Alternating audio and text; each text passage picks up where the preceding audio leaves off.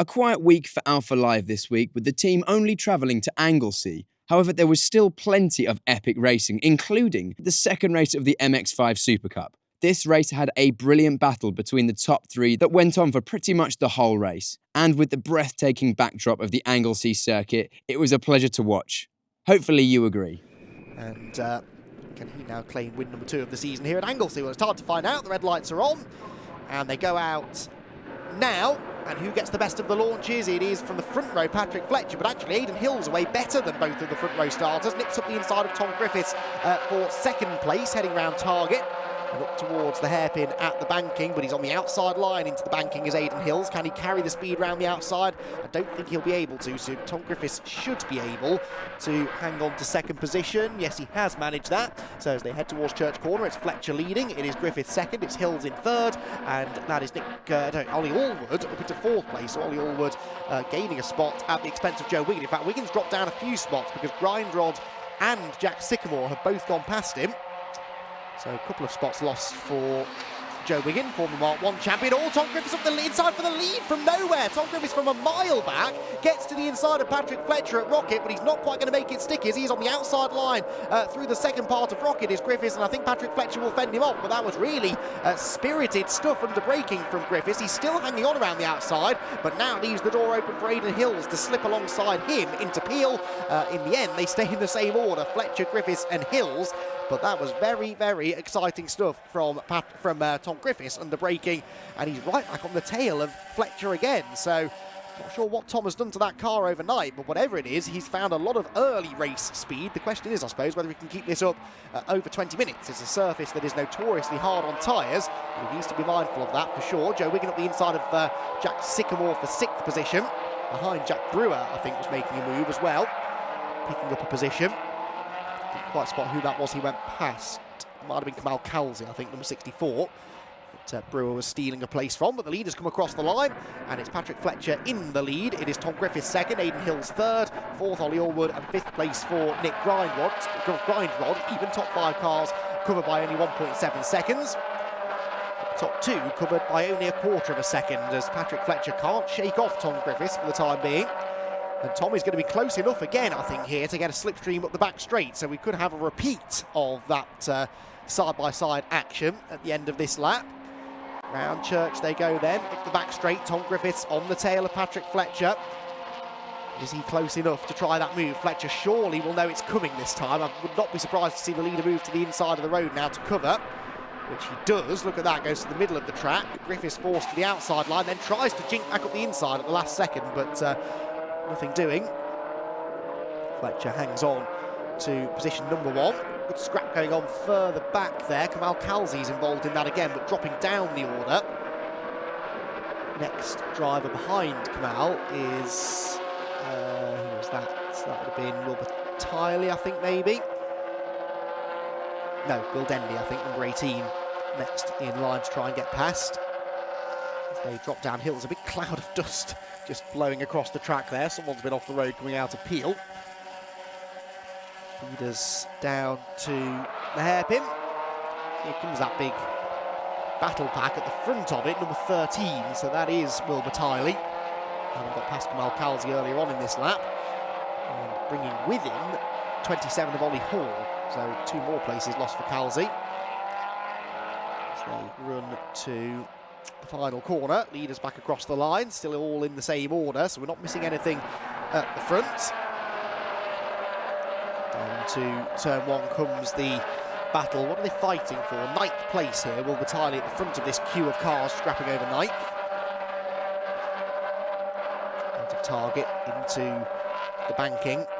Really unique corner, tricky corner, so many different lines you can take through there. You can turn in early and use the banking to carry speed through the corner, or you can take a later turn in, carry the high line, try and carry the momentum down towards Church, but most of this group seem to take the same line. Right, leaders side by side again. Tom Griffiths almost side by side anyway, couldn't quite force the issue then. But this is much more like it from Griffiths. Actually forces a mistake out of Patrick Fletcher. Patrick Fletcher out wide. And, well, ironically, that's not going to benefit Griffiths, because he was then tempted to go to the outside into the second part of Rocket. That left it all wide open for Aidan Hills, who almost came through. But once again, as happened a couple of laps ago. Despite the side-by-side action, they stay in the same positions. Round to Peel and the international loop they go. Again, a big cloud of dust being kicked up by somebody in the top 10. That was the leader, I believe, Patrick Fletcher, we think, just dipping two wheels on the dirt. Really having to push here to keep Tom Griffiths behind. Not saying he had it easy yesterday, far from it, but with Tom Griffiths behind, he's really having to push the limits. You always kind of felt like Fletcher had it in control yesterday. But in race number 2, not quite the case, although he's got a slightly bigger gap now than he did a lap ago. 1:43.3, yeah, he was quicker fractionally than the two cars behind him that time was Fletcher. Griffiths, Hills, Allwood, Grindrod still the top 5. Nick Grindrod sort of keeping Ollie Allwood honest too for 4th. But Griffiths now, I think, just in danger of slipping out of range, isn't he? He's not going to get much of a slipstream from that sort of distance back.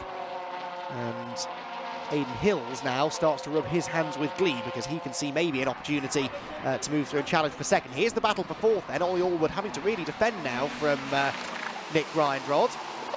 Defensive move made into the Rocket complex by the 4th place man, who then gets a big slide, does Allwood, going through the 2nd part of Rocket. Now, are we going to see Nick Grindrod force his way through before much longer? Allwood's car definitely looks a handful, doesn't it? Sideways wherever it goes.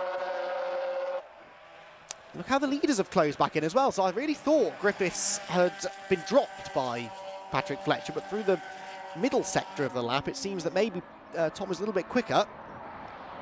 Not close enough to attack into the hairpin, but takes a much earlier turn in and actually almost got alongside Patrick Fletcher there. So Tom Griffiths, just as I thought he was down and out, very much proving me wrong, which I'm happy to see. We want to see a good fight between these three. And Tom Griffiths would love to try and net a 2nd win of the year. Again, takes an earlier turn in to the final corner. Across the line they go then. Fletcher, Griffiths, Hills, the top 3. And a new fastest lap by Aidan Hills that time, a 1:42.697, 2/10 nearly quicker than the race leader, who was the slowest of the 3 that time. All 3 of them did a personal best lap, but 3rd place was quicker than 2nd place, who was quicker than 1st place. They're all bunching together. Round the right-hander at Church, they're about to go, with 12.5 minutes to go. Up the hill again, this time Fletcher again has dropped back, although he's fractionally closer than he was a lap ago. So we'll see again if he can close in to the back end of Fletcher into Rocket. He's much later on the brakes, is Griffiths, isn't he? Carries more speed into the corner than anyone else, and that's how he almost got the lead on the opening lap, actually. At the time, I thought it was a bit of a banzai move, but I think he's just genuinely better on the brakes. But is he maybe working those brakes a bit too hard, and will that come back to bite him in the 2nd half of the race? We're not even halfway through yet. Allwood and Grindrod continuing to do battle for 4th spot. The leaders out onto the international loop once again. This the 5th lap of the race. Where does the next attempted overtake come? Maybe from Tom Griffiths. Again, he takes that early turn in. Really interesting to see the different lines that the 2 drivers are taking. I'd be interested to know whether that's Griffiths deliberately driving more aggressively to try and distract Fletcher, or whether that is just his line into places like the hairpin and Rocket. He does seem to like to aim at the apex and then really rotate the car through the middle of the corner, whereas Patrick Fletcher's taking the more traditional wide sweeping racing line, which looks smoother and probably is quicker, but it just leaves that little inviting gap on the inside for Griffiths to try and have a nibble at from time to time. Ollie Allwood and Nick Grindrod being caught now by Joe Wiggin as well. Joe Wiggin on that lap did a 43.7, was the fastest man on the track apart from the leading trio, so quicker than both ahead of him. Joe Wiggin with wins already, last time out at Alton Park.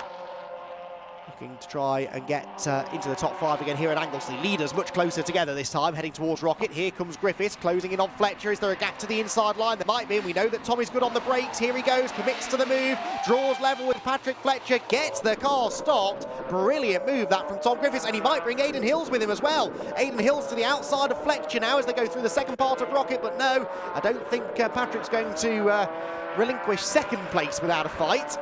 But that was, you could see that coming. As soon as Fletcher got within that sort of range, with his ability under braking, there was no way really that Fletcher was going to be able to defend it.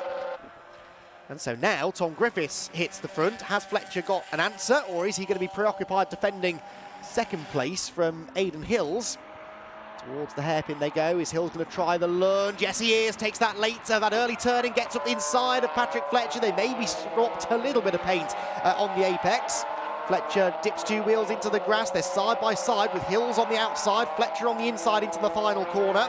And I think Patrick Fletcher should be able to hang on here. Into view they come. He's later on the brakes and he does fend off Aidan Hills, but of course the effect that this is having is it's allowing Griffiths to break away. That must be nearly a 1 second advantage now. It is 9.5 tenths between the top 2. And Tom Griffiths now almost out of slipstreaming range. Griffiths, Fletcher and Hills will have to work together, I suspect, if they're going to have any chance of catching back up. Further back, Joe Wiggin launching up the inside of Nick Grindrod into the banking. It's a nice move on the way in, but Nick, I suspect, will have better momentum on corner exit. No, not really. And Wiggin waving at Nick Grindrod, saying, work with me, let's go after Ollie Allwood. Grindrod probably will be willing to do that, actually, because Nick has been hanging on to Allwood, but not quite able to catch him. But it's obvious that Joe Wiggin is the quickest car in that group right now. And so, yes, I think they are going to work together heading up the hill. Patrick Fletcher and Aidan Hills not working together, though. They run nose to tail through the Rocket complex with Aidan Hills once again applying the pressure. Tom Griffiths getting away now.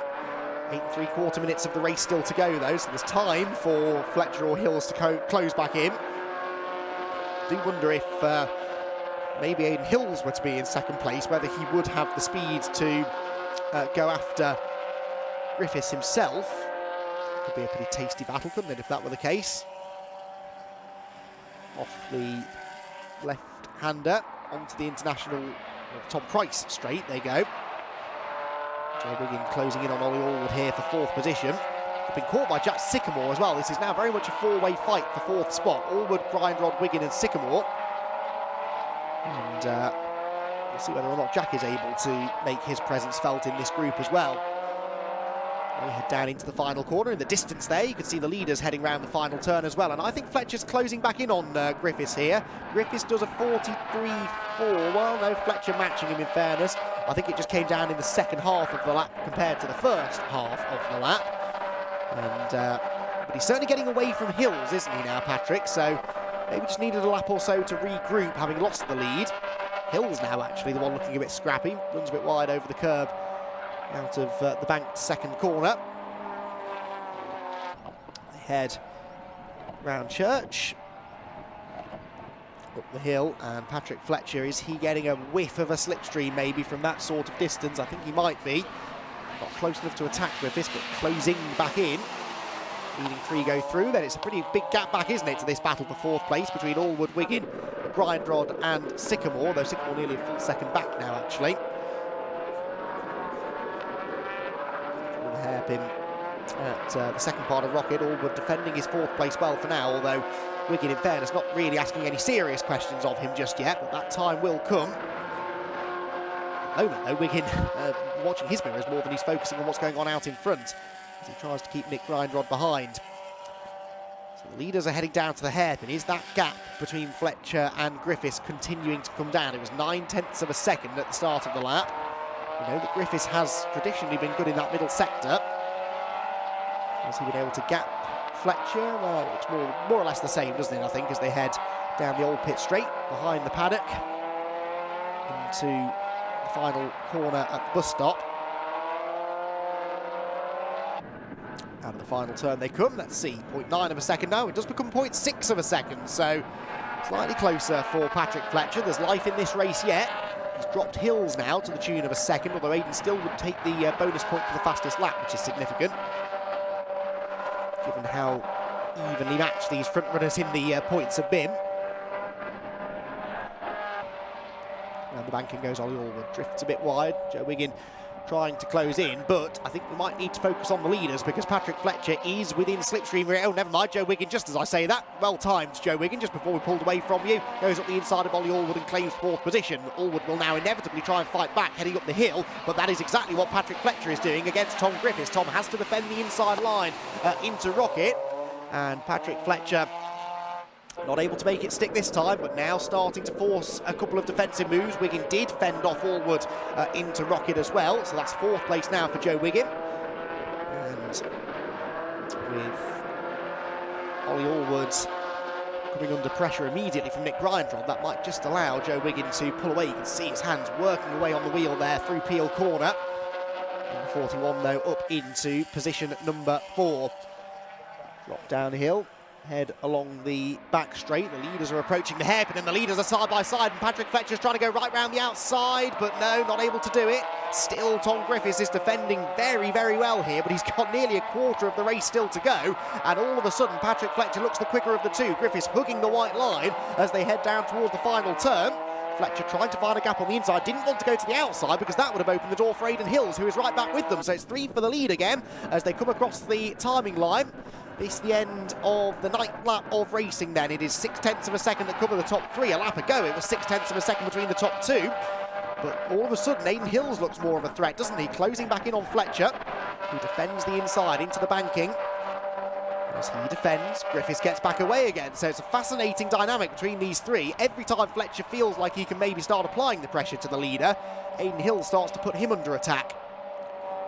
Round Church, up the back straight. Hills closer to Fletcher now than Fletcher is to Griffiths, but they're all going to be back as one again with the effect of the toe up the hill. Don't think Fletcher's going to be close enough to attack Griffiths. Can Aidan Hills maybe have a go for 2nd place? Well, actually, Fletcher is close enough to get almost alongside Griffiths. He goes to the outside, Hills to the inside, climbs over the inside curb, and in the end, positions stay unchanged.